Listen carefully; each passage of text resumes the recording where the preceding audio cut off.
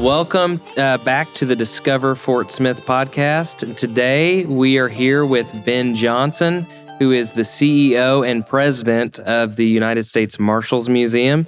Thank you so much for joining us, Ben. Absolutely. Thanks for coming. Yeah, so tell us a little bit about yourself. How did you end up in Fort Smith, Arkansas? Well, my standard line on how I ended up in Fort Smith is I was having a particularly frustrating week in my previous life and decided, actually I got a phone call from a headhunter who asked if I'd be interested in having a conversation about the United States Marshals Museum. And at the time, there was nothing that I would have wanted to do more than have a conversation about doing almost anything else. So I had a great conversation with them. Honestly, I didn't know anything about the project. I didn't know anything about Fort Smith or really Arkansas beyond football and basketball and baseball. You still said I'm in. And it was not an immediate deal, but we had some great conversations. Got a chance to interview with a bunch of board members and community folks. Flew down here. Did an entire day's worth of interviewing here on the property, and haven't looked back. Yeah, it's been great. When was that? So that was we started that process in late spring of 2022, and I finally got moved. We were living in Davenport, Iowa at the time, so got moved into a rental house here in August of 22 is when I officially took over. Right. Were you always in museums, or what were your roles previously? Yeah, I'm a geek. And so I was finishing up my undergrad 2003-ish, and I was a double major, and both of the programs basically said you can do an internship or you can write a paper.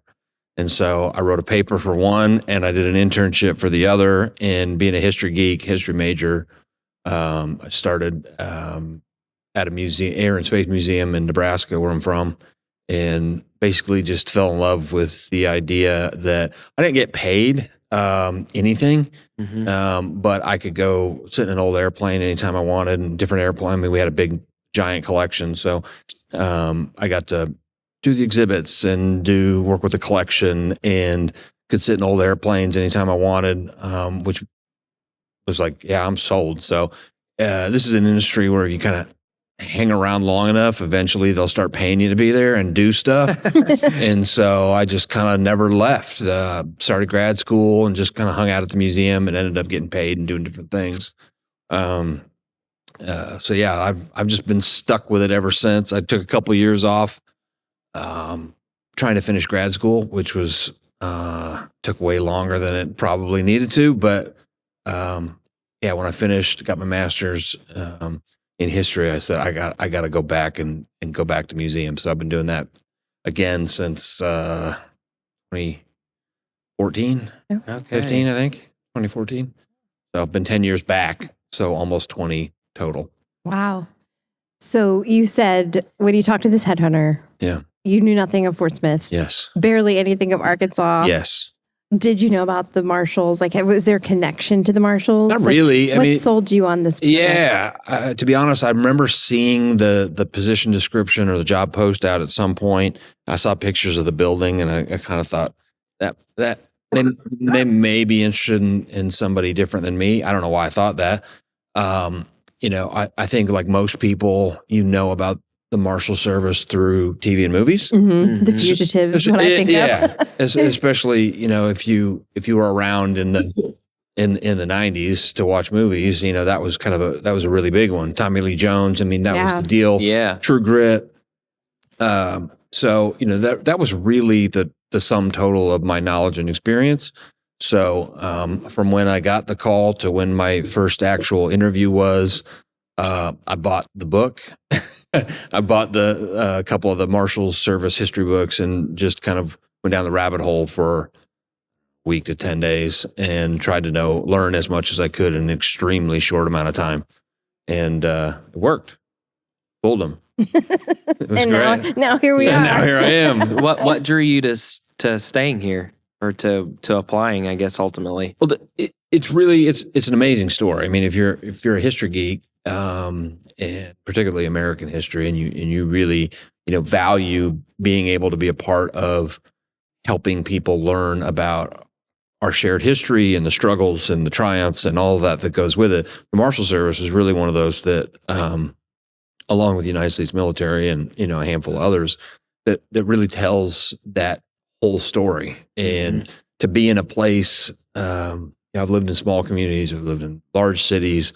To be in a place that's kind of in the middle of that spectrum size wise, most of the places that are like this, you end up having to be in New York or Washington, D.C. or Chicago or L.A. or one of these kind of giant metropolitan areas.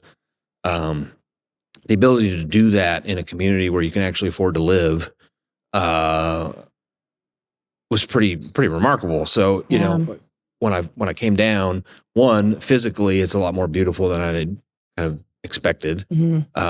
We're here, by the way. Like, we're in the Marshals Museum right now in the lobby, and it is beautiful. The building. Well, the building itself, but also just the region. Yeah. Never having been, this kind of turned out to be my MO for some reason over the last decade, where I'd never really spent any time in Oregon, and then I moved there, and same with New York State and now Arkansas.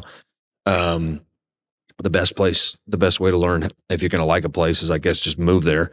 But it really was beautiful. And geographically, the building itself is obviously awesome. But, this just was a place that I got a chance to, get a good paycheck for a good subject matter that I could really get behind and get passionate about, with a cool facility with this amazing view of the Arkansas River.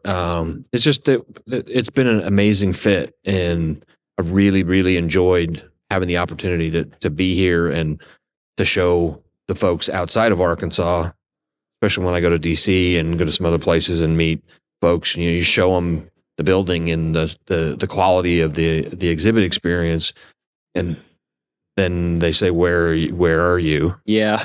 And you say Fort Smith, Arkansas, and they kind of glitch for a second. Wait, where's that? What is Fort Smith? Yeah, why are you there? Or why is the building there? Why are you there? So yeah, it's been fun. It really is just a uniquely cool opportunity to really be a part of American history. Is the museum getting national attention? I know you mentioned DC and stuff like that. Yeah, so the fun thing about this subject matter, and particularly with our relationship with the Marshals Service, I think for us, we're not a Fort Smith museum in the sense that we're not necessarily about Fort Smith or even about Arkansas. We have a significant historical tie to this region, which is one of the main reasons why the Marshal Service selected Fort Smith. But it's not necessarily something that we could tell our story being almost anywhere, and our story is applicable to anywhere. And for us, I think the biggest challenge is getting over the well, that's cool, but I don't know if I'm ever going to make it to Fort Smith, Arkansas. Yeah. And so, one thing, especially only being open less than 2 years, trying to build the relationships with the Marshal Service, former Marshal Service, current, and hopefully inspiring some future Marshal Service folks. It really, we're picking up traction. Yeah. This was a project that took far longer than anybody expected it to take. Yeah. And had some bumps along the way, some bigger than others. But, really, genuinely, it's a subject matter that regardless of where you stand, say, socioeconomically or politically or any of those ways that we kind of define ourselves and can easily kind of separate people in groups, this is one that the vast majority of people can get behind and go, these are the men and women that really do great work. And so we're not where we want to be, obviously, yet. We're just getting started. This is a small business, so we don't get operational funding from the state, from the local community, or from the federal government. So everything that we do is through the lens of how can we do the best job for as little money as possible. Yeah. And we'll get there. And we're starting True West Magazine, which is very much about Western culture and the Old West history. Named us the top Western museum for 2024, which was awesome because some of the others that we were up against that were on that list are pretty well known entities across the Western United States. So to be picked as number one, we are the newest, so it was kind of like the shiniest object in the room. But that's going to help us out. We're going to be able to invest some more time and energy in marketing, specifically tourism marketing for 2025. So we're getting to the point where we're actually starting to pick up some speed, which is awesome. But the proof's in the pudding, as one of my board members says pretty frequently. So we'll see how that works over the next 6 or 8 months. Yeah. I'm curious to know, like you mentioned a couple of times, like the deep ties to U.S. Marshal Service and this area. Yeah. Can you speak to that for maybe people who don't know historically what those ties are? Well, I didn't. I was the first one. One of the first questions I asked in the interview process was, why in the heck would they build that in Fort Smith, Arkansas? But talking to the historians and reading the book and all that kind of stuff, you really get a sense that this is sacred ground for the Marshal Service. And we say that primarily because, back in the day, prior to the Oklahoma statehood, this was the end of the United States, the authority of the U.S. federal government. So unlike some other regions around in other territories, Indian Territory across the river didn't have its own court system, legal system.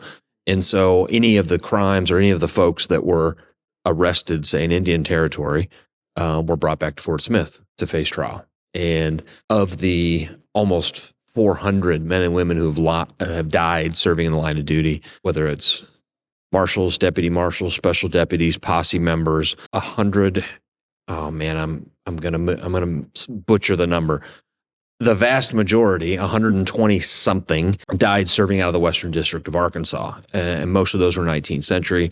And that was because this was a very dangerous part of the world. There were people here. It wasn't like it was just a big empty void. You had tribal citizens in the Indian Territory. Most of them have been forcibly removed from farther east and brought out here. You also had a lot of folks who were looking to do nefarious things and were looking to get as far away from government and law enforcement as they could, and they thought Indian Territory was far enough. And you had the men and women serving out of the Judge Parker's court and the court here in Fort Smith that proved to otherwise. Yeah. They were not beyond the reach of the law. So really, Fort Smith is a perfect place for this to be from a historical standpoint. And it also happens to be far cheaper to operate a museum here than it would have been if it was in Northern Virginia or DC. But it's pretty remarkable, the connection to the history. And I think some folks locally, anytime you're from somewhere and that's your place, it's easy to kind of take that history for granted. But as a transplant and knowing that story, the ability to be right down the road from the National Historic Site and to work as closely as we do with them and the Fort Smith Museum of History, the three of us really, and the historic district, right down here with all the historic homes that are still around. It's a fascinating way to look at the past, the present, and the future that really, I don't think it would have been successful, as successful anywhere else. Yeah.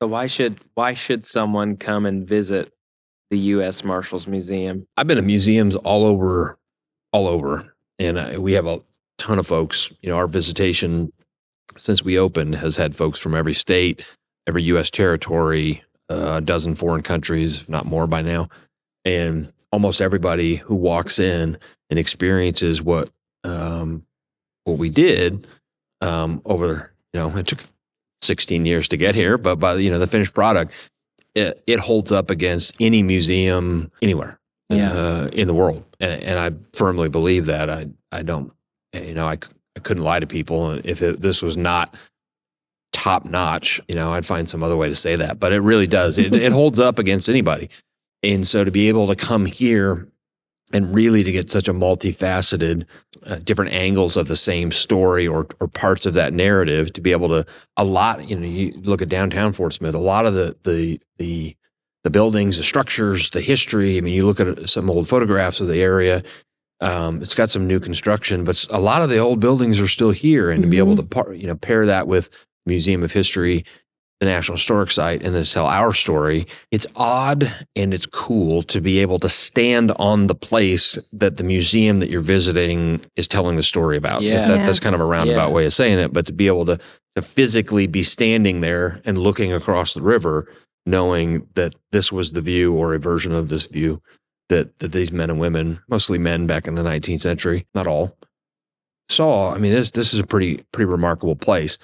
Plus, this is an inexpensive place to go. Whereas if you go, you go to DC, you're never going to see all the museums. Yes, the museums are free, but getting there, staying there, being there definitely is not inexpensive. And so for us to be able to come here and for a relatively small amount of money to be able to enjoy everything that we've got, it's pretty awesome. Plus, I am also guilty. Not enough people know about. Yeah. And it really, we are not necessarily just a law enforcement museum. We're not an Old West museum. We are, we tell in almost 20,000 square feet, U.S. history through the lens of the Marshals Service. Right. And it is so much more than just bad guy commits a crime, marshals go arrest him, put him on trial. I mean, there are so many facets to American history that are represented in the Marshall story. Yeah. It's just a fun place. I mean, it really is.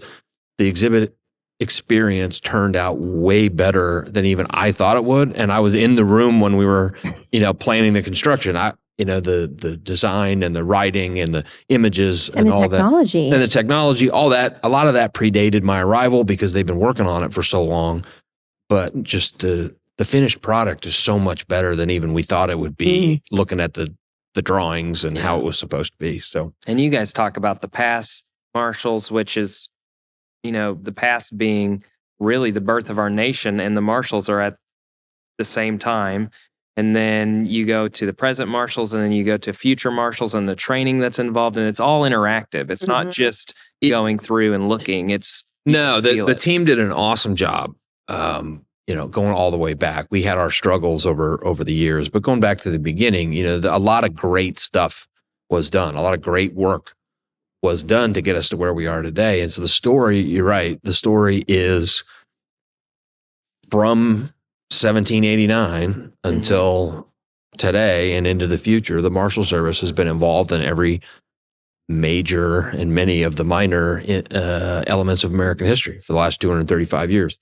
And not always on the right side of history. The Marshal Service. You guys talk about that too here. The Marshal Service was great about wanting to make sure that this was not a scenario where they were always portrayed as the guys in the white hats coming in to save the day. That they, like America, have evolved over time, and that they recognize the negative aspects, but it was all as a matter of evolving like we have as a country into a better version of ourselves. And so, we talk about the Marshals being responsible for enforcing the Fugitive Slave Act, while less than 10 feet away, we also talk about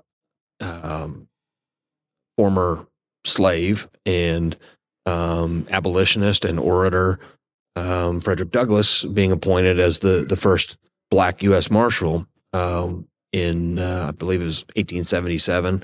And so you've got that kind of dichotomy right in the first 30 feet of the gallery where you're like, all right, we're going to try to tell the best, most authentic story possible, knowing that you're always going to miss something. I mean, 235 years of history, you're not going to be able to get everything. But the vast majority of folks who come in, and even some who have said, I came in here expecting to either be uncomfortable or to hate this story or to be mad about something, have even stopped, especially that first kind of 3 or 4 months, have stopped some of us and just said, I expected not to like this, but this is actually really, really well done. And it's hard to thread that needle from a historical standpoint because you've gotten to the point, we as a society and a global society, where everybody is either on one side or the other of any issue, and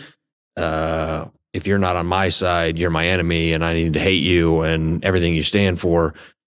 Particularly with, we talk about race, and we talk about tribal sovereignty and the relationship of the federal government to the various native tribes that lived here in what is now the United States.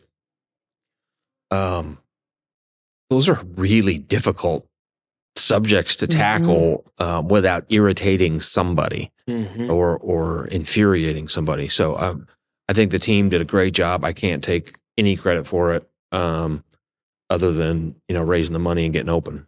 But yeah, we're just immensely proud.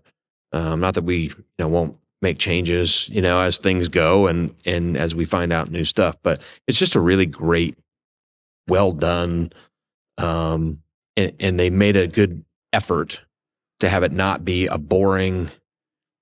When we were kids, and it probably dates us a little bit, but if you're over the age of 35 or 40, and we went to museums as kids, I know I did. It was, shut up, put your hands in your pockets, stay in line, don't say anything, don't touch anything. Yeah.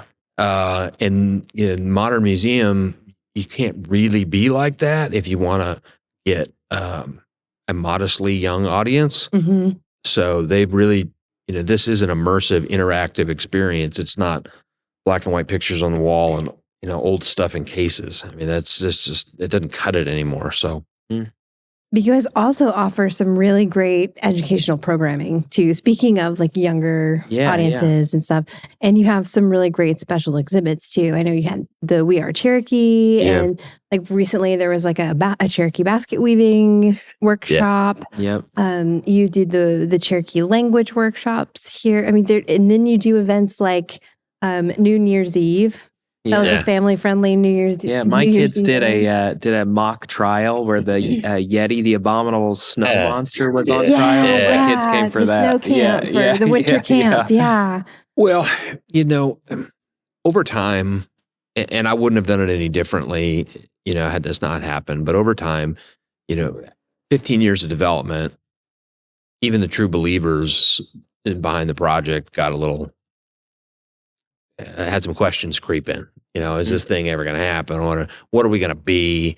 This is only for those people. This is the rich people's playground or whatever. We don't need that. It's not really going to offer anything of value to the museum or to the community. And really, I think modern museum, if you want to have any sort of significant impact on your community, you got to be available for all of the community. And so if we were only, some people were like, man, I figured this would be $20 or $30 a person. Some people still think it's that expensive. I don't know why. And it was, if it was only law enforcement, or if it was, only this very kind of rigidly held subject matter, of course, no one's really going to get behind it and to be engaged. But so we really want to be, a part of the community in the sense that we can be a backdrop for a variety of different things in people's lives. So education is first and foremost what we're supposed to do as a museum, beyond preserving. If we're not telling people about it, especially people that aren't already interested in our subject, what the heck are we here for? There are a lot of museums that, they have their very passionate niche audience, but that audience inevitably ages and, works their way out. Well, what are you going to do next? Then you sit around going, shoot, nobody under the age of 80 really cares about what we do. So, education's a big part of it. Different sorts of programming is a part of it. Being family friendly, eliminating as many barriers to access as possible is just a key part of what I think museums need to do. Now, we are still an independent nonprofit that we need to sell tickets. We need to sell T-shirts. We need to charge to come to some of our programming. But we also have the opportunity, whether it is through Museums for All, through collaborations with the public library systems around the region, working with our philanthropic partners like the Tyson Family Foundation, Arvest Foundation that have come in over the last couple of years and helped us basically make it as easy to access the building as possible. You don't need to have a boatload of money coming up for spring break. And this summer, we're going to experiment with some opportunities to scholarship a lot more kids into some of our programs. We do have stuff that's very adult oriented. We just started a new series called True Crime Tonight, where we're bringing I saw that. bringing in some, and that's sold out, right? That's the first one sold out. Yeah. That was pretty wild. And but we've been pretty clear that's an 18 and over sort of thing. Yeah. That's not bring your kids. But then New Year's Eve was fun. Little kids got to come in on New Year's Eve and have some fun and do a balloon drop at noon instead of midnight. We do a lot of speaker series. Our first temporary exhibit was on loan from the Cherokee Nation. They were great to work with. And so over the course of the run of that show, we did a lot of Cherokee history and culture and some hands-on activities. So, really, we want people to use the building, to be on the property, Right. Rent the building. Obviously, that's a great revenue generator for us for events and activities. But this is only going to succeed if everybody in town thinks and knows that they've got a place here. So, we got a lot going on. It's a very small team. We got, I think, 21 of us right now, from the part that's including our summertime seasonal temporary help all the way up to me. So there are a lot of moving pieces and not quite enough of us at any one time, but the team does a great job. Yeah. And you guys have brought in some really cool kind of external events too for the community, like the Candlelight series. Recently. That was, I think they're doing 4 or 5 shows here. It is, it's a blessing to have a facility that people from the outside look at and go, how can I use it? How can I bring something there that, kind of goes along with the facility rentals. But, when you think of the United States Marshal Service and especially a museum, you don't think concerts by candlelight, or stuff like that. But this room is giant and gorgeous, and we pay an arm and a leg to heat it and cool it. So why not use it for some creative, fun things? So people, in addition to just their own parties and events and activities that happen in life, to be able to bring stuff to the community that wouldn't otherwise come. Partnering with Madison Marsh for her Whitney's race, to have the concerts come. Our predisposition when anybody calls and says we want to do something is to say yes. Yeah. As long as it doesn't hurt anybody, isn't illegal, and won't put us in a bad place. So it's just a tremendous thing, and we can't say yes fast enough to most things. It's just, how do we do it in a way where it's safe and secure, doesn't hurt the building, doesn't put us in a weird legal position or risk stuff. So we are just going to keep doing. Our goal is to have something in the building every day. Which that's going to be a lot of work. But it's going to be fun. But I mean, you guys do everything from like weddings, wedding receptions, parties. Like out here on the patio, you guys had the Havana Nights, and you have a meeting space where people can do workshops and things like that people can rent out, or businesses or whoever. We've tried to find a way to make as much of the building accessible as possible for as many different types of activities, whether it's, you've got a corporate meeting or training session or whatever with 10 to 20 people and you need to use our boardroom, great. Or if you need to rent the entire facility for a day or two because you got 500 or 600 people coming in from around the country and you need to have a space where you can all be centralized, we're willing to try and do it. It is a big challenge sometimes, but the building itself is really held up well, and as many challenges as any building that looks like this with as much use as it gets. the cleanliness and maintenance of a building is just challenging. But, we really have done a pretty great job of trying to get as many groups to come in and use it as possible. Mhm. We can't accommodate everybody, but we have a great relationship with the other venues in town because what's best for them is not always best for us. And, Right. that doesn't fit us. But have you gone to the convention center? Have you reached out to the bakery district? Have you reached out to Chaffee to see if they have something that better accommodates? None of us can do all of the things. Yeah. It's just, Right. it's not going to work. So we try to be accommodating and help out as much as possible. And I saw recently something about, was it a grant that you guys received for field trips? So For educational? we've had a handful. So Okay. the biggest one from the field trip side is in 2023 and early 24. The Arvest Foundation gave us $25,000 to offset the cost of field trips. Coming off the heels of that, the demand for that was pretty significant. And so in some conversations with other funders, the most recent one last year, we did get a significant six-figure gift from the Tyson Family Foundation to offset the cost of field trips because, this is a region where the number of students that are on free or reduced lunch, likewise, the number of schools and school districts that just don't have the funding to go out and do stuff. You get one field trip a year, if that, depending on the school district. So that funding for us, is a way of saying to schools, school districts, teachers, parents, homeschool folks, we want to make this accessible to all of you. And if funding is the problem, whether it's we don't have bus drivers or we don't have buses or we don't have money to get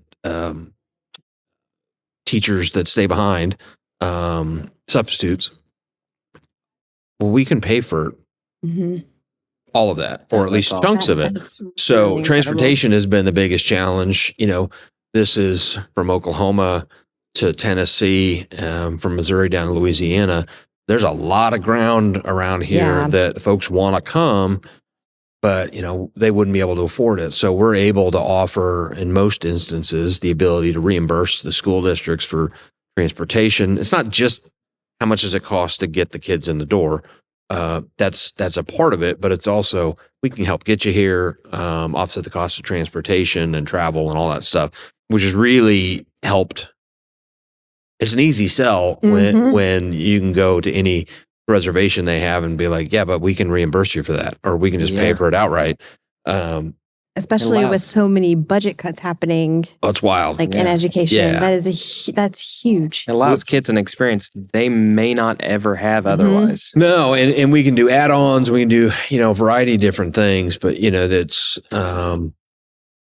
anytime young people, particularly young people who don't get to go out and experience this sort of things with their families for whatever reason, anytime we can get them in the building to do something and engage with us and have some of that non-traditional educational activity, that's something that will pay dividends in their life moving forward. It gives them confidence. It gets them excited about things. And for us, it's a no-brainer. Obviously, the goal, this was kind of we've only been open 18 months or a little, give or take. So, this has been, let's see what the appetite is. Let's see what we can really do with it. Ideally, we would love to get to the place where something like Crystal Bridges is, where it's just free all the time. Oh, wow. That comes with some significant funding challenges when you're here.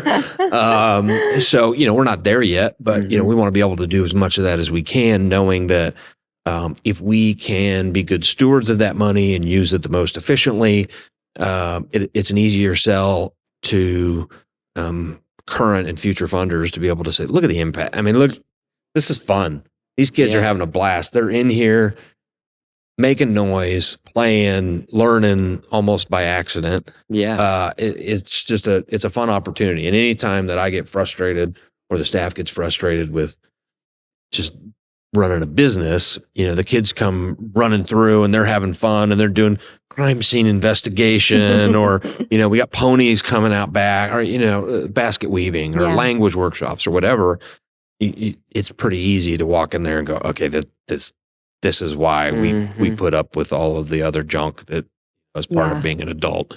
Right. So it's just a tremendous amount of fun, and we need to remind ourselves of that pretty frequently. So my job has to do with tourism, right?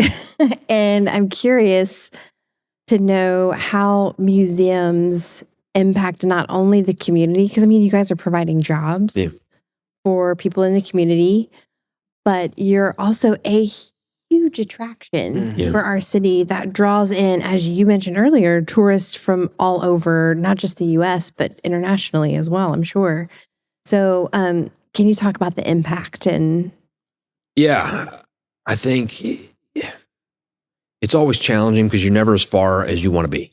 You don't ever have as big an impact as you think you could or should have. And so for us, coming into opening, we had done some traffic studies years ago, back pre-pandemic. The museum had brought in folks that are supposed to be the wizards of smart that can look into where people are coming from and how many people you can expect to come and from where and how much money are they going to spend. And so at the end they spit out, you're going to have this much economic impact. I can't speak to that because frankly, I'm not smart enough. I'm a history major and, anything with math and statistics is just, beyond me most of the time. For all the teachers that said we wouldn't just walk around with a calculator in our pocket. Yes, we now did. We all have phones. Yes, we do. But from an impact standpoint, I think when you look at a place like Arkansas or Fort Smith in specific, the more opportunity the more answers you have to why would I go there, right, is better for everybody. So we genuinely don't feel like we are competing with anybody for tourist dollars in the sense that, well, if you come see the Marshals Museum, you're not going to go to the Fort Smith Museum of History or vice versa. It's yes and more often than anything else. So rather than we're not going to work with them because if we partner or if they do something, and then that means that those people aren't going to come here. That's just faulty logic. And so museums, no, we're not in a city of 500,000 or 1 million people. No, we are not part of any, an enormous. When I lived in New York, we were halfway between New York City and Niagara Falls. So you knew that if we could figure out a way to get folks to stop, that would have a positive net impact on our community and my business as a bottom line. I'm still trying to figure out exactly where folks are coming from and why, and working with the CVB to figure out how do we communicate with those people, with the state of Arkansas. How do we communicate with those folks? And for us, it's about telling our story and being authentic, but also being able to put our resources, our money where our mouth is to a certain extent, and spending the money in a way that is efficient, but also as effective as possible. So I think, the more time, the more history that we are able, a lot of folks are still probably going, I want to wait and see. That place took 16 years. Let's just see if it's still here in a year or two or whatever. But I genuinely think we're getting a lot of interest and feedback. That really mid-March is when our, around spring break is when our traffic started ticking up. Definitely from there through July and into August and September is our peak season.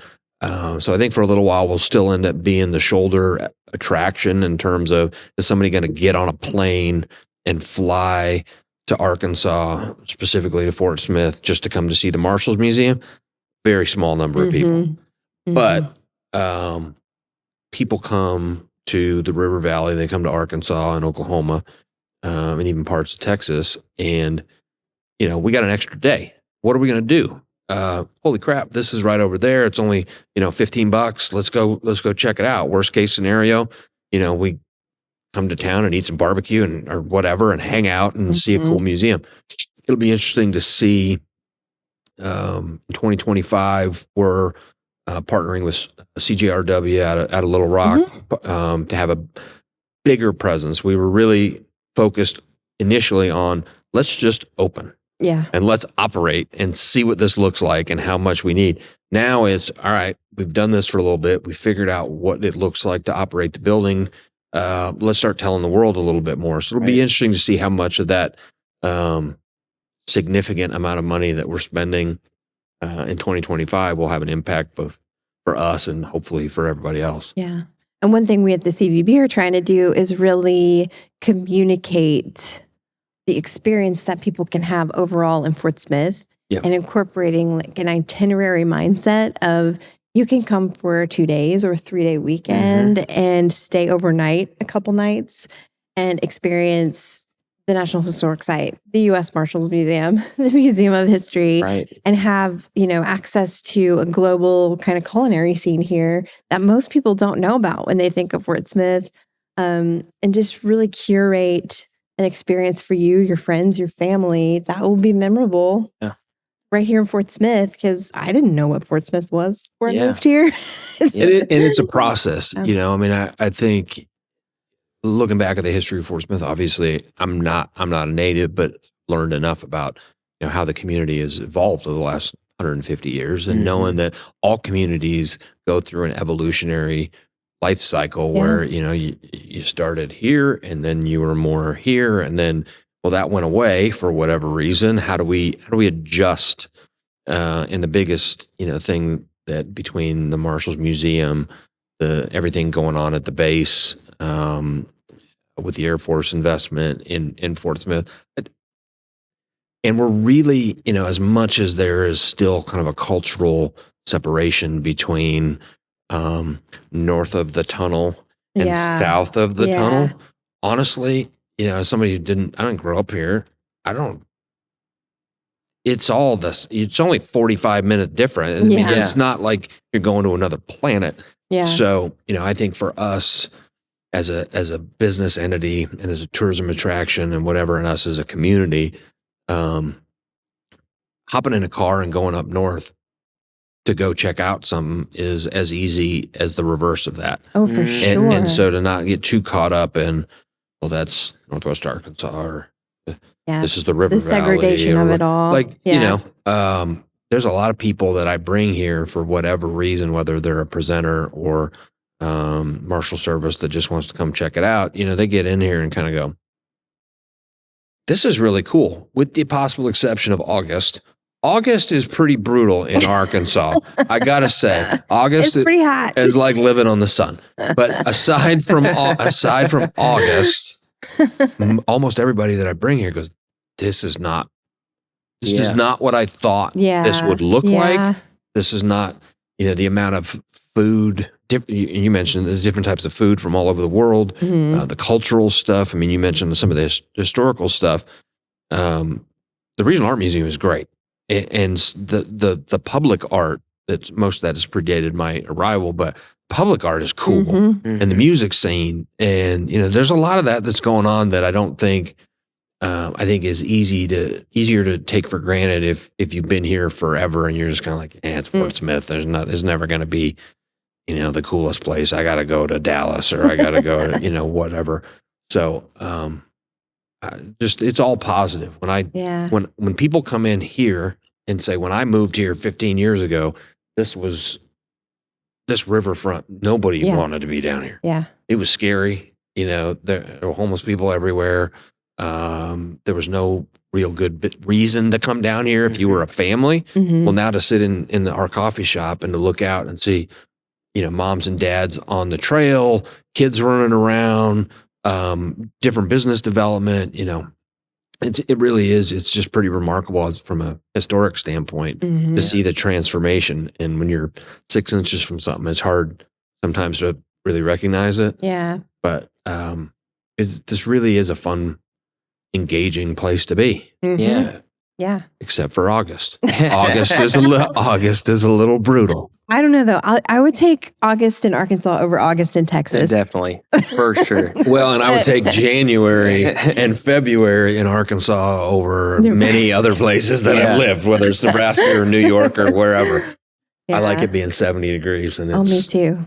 Snowing back where my folks live. So. And my understanding is that this is really just the beginning for the development on the riverfront that you're mentioning, that there's more plans, there's possibility for more to happen here in the future. We've got the school next door, the Charter School for the Arts, and all of the different entities that are kind of within it. I think they're just getting started. They've been doing this a long time, but in terms of utilizing that space, they're just getting started. Hopefully, it won't take 16 years, but we do anticipate having a children's museum on the other side of the building, and we're happy to partner with them and help them out. They've done some stuff here too. I know that the big dream is to have some mixed use, food and hotel and maybe so awesome. a multi-purpose arena, baseball stadium. There's so much that can happen if you take away the idea that it can't. So many people for this particular project was like, it'll never happen. It's a waste of money. We shouldn't do it. Well, okay, we're open now. It may be hard and it may take a lot of time and a lot of money. Doesn't mean it isn't worthwhile. Yeah. It's like my favorite Ted Lasso quote, approach things with curiosity, not judgment. Instead of just saying yes or no, say, oh, why not? Let's look into this. I wonder what. Yeah. Agreed. Well, thanks so much, Ben, for being on the show. Absolutely. This has really been really fun. Yeah, thank you so much today. Yeah. Thanks for coming. We're just so glad to be able to tell the story, tell our story to promote Fort Smith for the museum. The best is yet to come. Yeah. For sure. Agreed. Well, thanks.